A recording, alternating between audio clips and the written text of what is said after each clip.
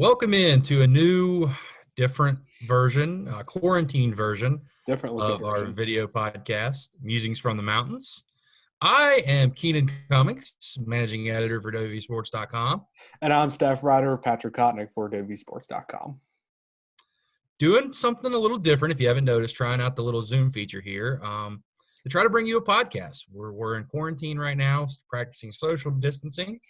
So we're making our best here to bring you some content and have some stuff to talk about. Because really, while sports have been at a halt, there's been a lot to talk about, Pat. Yeah, definitely. It's been definitely unprecedented times here. We're all trying to doing our best to cook up some content for you. Trying to kind of think outside the box. I mean, we definitely have some good stuff up there on the site, but also trying to fill our time doing other things, watching Netflix, Hulu. Keenan, what have you been up to? Playing with the kids, working most of the day. I've kind of taken the Neil Brown approach. I've made a schedule. I try to work most of the day, and then in the evening, spend time with the kids and the family. Watch movies. Onwards on Disney Plus. I haven't watched that yet. I've been meaning to. Actually Get with to my that. girlfriend. Obviously for the grown-ups, watch Tiger King, watch Ozarks. We've been binging hardcore here in Castle Yeah. Cummings. Here with my girlfriend, man, we've been watching. Usually, the one constant has been watching wrestling every week. Watch All Elite Wrestling on TNT. That's been the one constant. But binge Tiger King. I've been watching Family Guy, South Park, Simpsons. They've been replaying some old, ESPN, some old games on ESPN too, on ESPN as well. So I mean, I'm trying to catch those when I can, but. Pretty much it. Starting working on a puzzle this past weekend as well. So definitely found That's when you know desperate times have hit. But we do have quite a bit of sports to talk about. Yes, it's a dead period in recruiting. Yes, there's no football activity going on outside of 4 hours of virtual activity per week. But we got some stuff to talk about. Namely, number one, we got a commitment. I've wrote about this. I don't know how many times I can say since it started. Yes, there's a dead period. Yes, there's no in-person contact, but I did expect commitments. One of those happened. West Virginia has their quarterback in the 2021 class. Gardendale, Alabama quarterback, Will Goose Crowder. Goose. Yeah, the Goose. Goose is on board. Once Christian Veilleux kind of looked like he was going to be going in another direction. West Virginia had already been moving this way, it seemed like, for several months regardless. Crowder visited first in January, mid-January. I think it was about January 19th for Junior Day. Was blown away. Eye-opening experience. Really enjoyed it. So much that he came back on his own dime March 7th. Things progressed from there.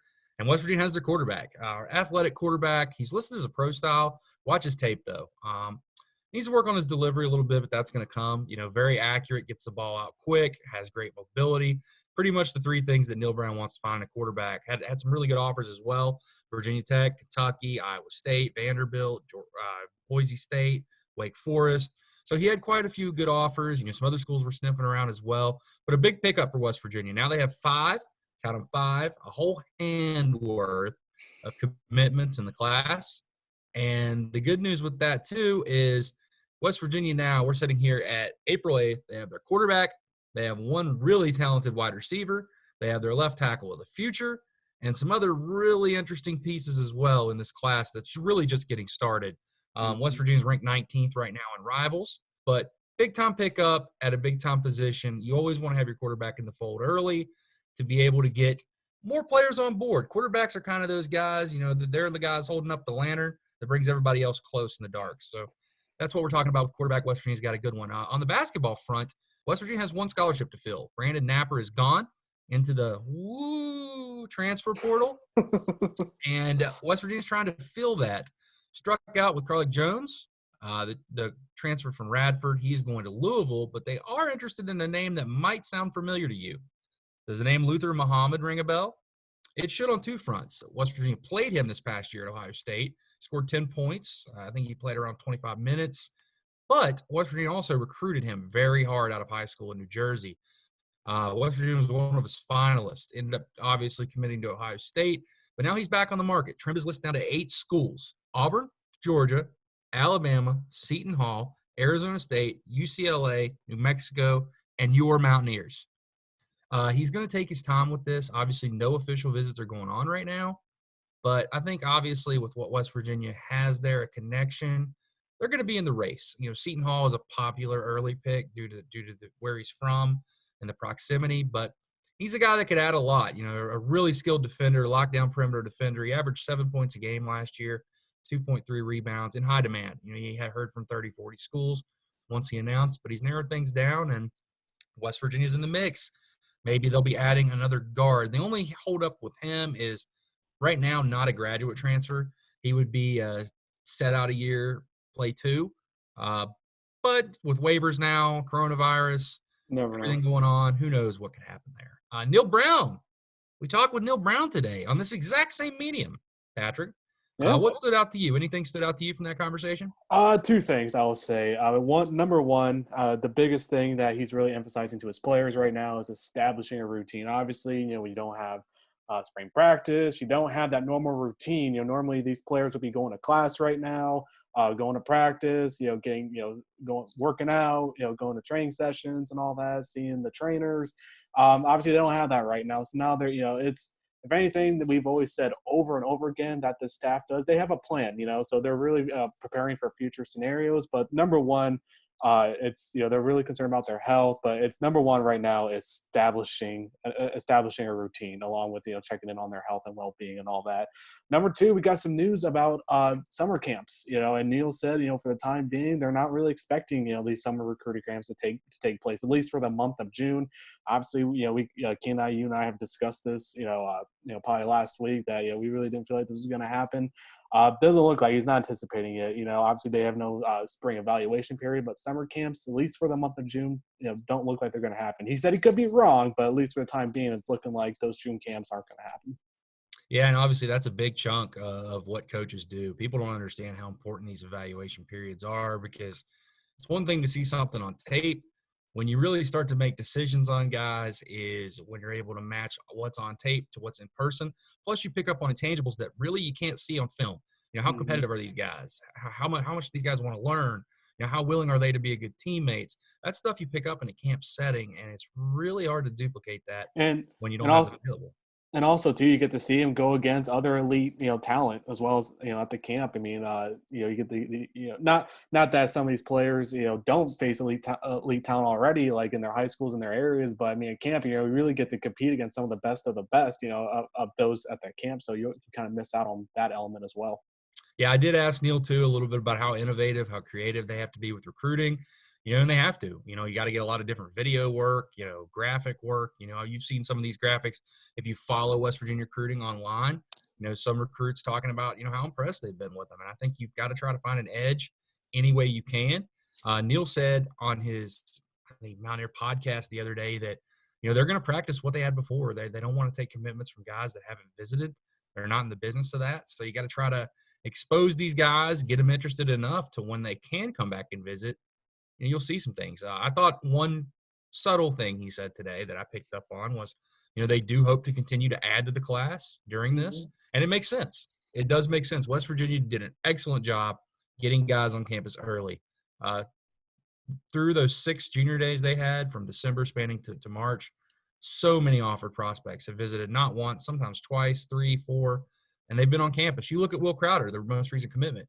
2 visits in the span of basically 2 months, because February was essentially a dead period, and that paid off. When it comes time to make a decision, West Virginia was right there at the forefront. I expect other guys to get to the point. I wrote about this in the 3-2-1, if you remember our site this week, that eventually guys are going to get to the point where if you can't take visits, you go with what you know. And fortunately for West Virginia, they did their homework, they got ahead, and a lot of these guys know West Virginia.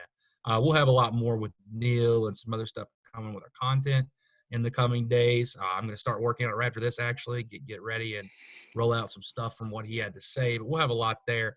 Last thing we want to talk about is maybe the most important thing, if you're a member of the site. We have a champion in our best 2000s West Virginia football tournament, simulated by What If Sports. And it's, to the surprise of really probably nobody, should have been seeded the number 1 seed, but the 2007 West Virginia team. Pat, your thoughts? I mean, still really surprised at how far that 2009 team made it. I mean, that to me was really mind blowing. But yeah, my favorites going in, obviously the top two seeds. You know, that 2005 team that won the Sugar Bowl over Georgia, and then that 2 seed that ended up beating Oklahoma in the Fiesta Bowl. Not too surprised about the winner. Just really really surprised that 2009 team made as far as it did. The one dark horse team that you and I had talked about in that tournament was that 2018 team with Will Greer, David Sills, their final year there. They almost made it, man. Almost made it, and we agreed that if they, I feel like they would have made it to the championship. I feel like they definitely would have.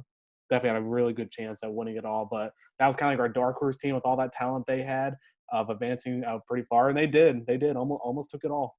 Yeah, that 2018 team, a lot of people would laugh if kind of get a little jab in on Dana Holgerson. Dana came up short again. He had 2 teams on the Final Four, and neither made it to the championship. But we're turning the page already. We don't stop here at WVSports.com. We're moving on to basketball. We got 16 teams seeded. You can find the list over on our site. Check it out. If you want to get involved, we have a lot of fans that have really been excited about this. Yes, it's a simulated tournament with no sports, nothing going on. But you know what? It's fun, damn it. It is People fun. are having it fun is with fun. it. It is fun. Obviously, number 1 seed goes without saying. If you're talking about teams from the 2000s, it's the Final Four team. So without saying, Patrick, they're going to be the favorite. Who is your team that in the top 8 you would say is your favorite other than that number 1 seed? I was originally going to go with either, those 2 Sweet 16 teams, the 2015, 2016 team, 2016, 2017 team. I really feel like that 2015 team, 2016 team, Huggins said, was probably one of his more talented West Virginia teams that could have won a national championship, at least could have got to the Final Four, but they weren't ready. Obviously, they lost to Stephen F. Austin. Sorry to trigger, Mountaineer fans there, but I was originally going to pick one of those, but I'm going to go with that Elite 8 team, 2004, 2005, led by Kevin Pittsnoggle. I really feel like they could advance pretty far in this one. I got the 2015, 2016 team. I can't help every time I think about that team, what they could have done. What could have been. Yeah, if they were able to advance. What could have been. That's the team I'm looking at. That's the team I think that I think, honestly, I probably underseeded them at 4.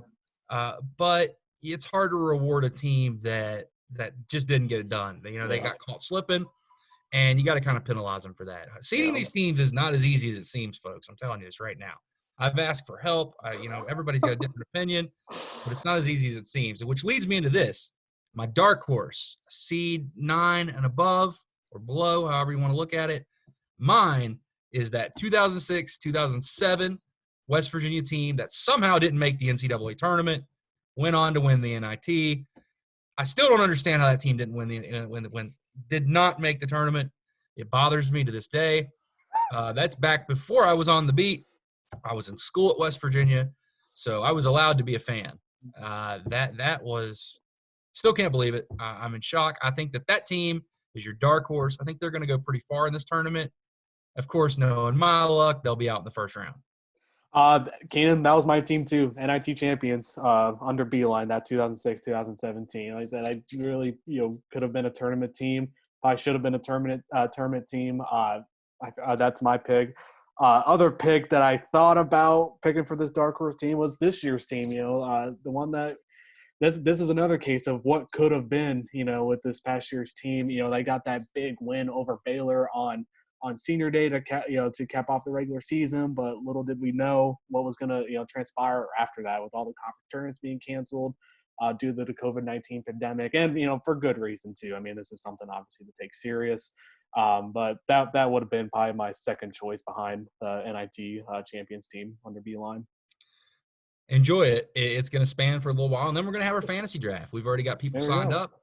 You're going to draft a team, and we're going to put them up against each other. So got a lot of stuff planned. We have a lot of content still churning out, football, basketball, recruiting, talking to some administrators, officials around West Virginia, doing a lot of stuff, trying to think outside the box to bring you guys some comfort, some relief, some excitement, some enjoyment, however you want to say it, to get away from, the nonstop of this. Obviously, this is a very serious situation. Mm-hmm. Everyone continue to stay safe and do what you're told in a sense. We're back to being in kindergarten almost. Just listen to the teacher. But exactly. Thanks for tuning in again. We're going to try to bring you these regularly now that we've kind of figured out a medium to bring them to you. So look forward to it. We'll have a lot of fun, and tune in again. The next time we'll be happy to see you. This has been another edition of Musings from the Mountains.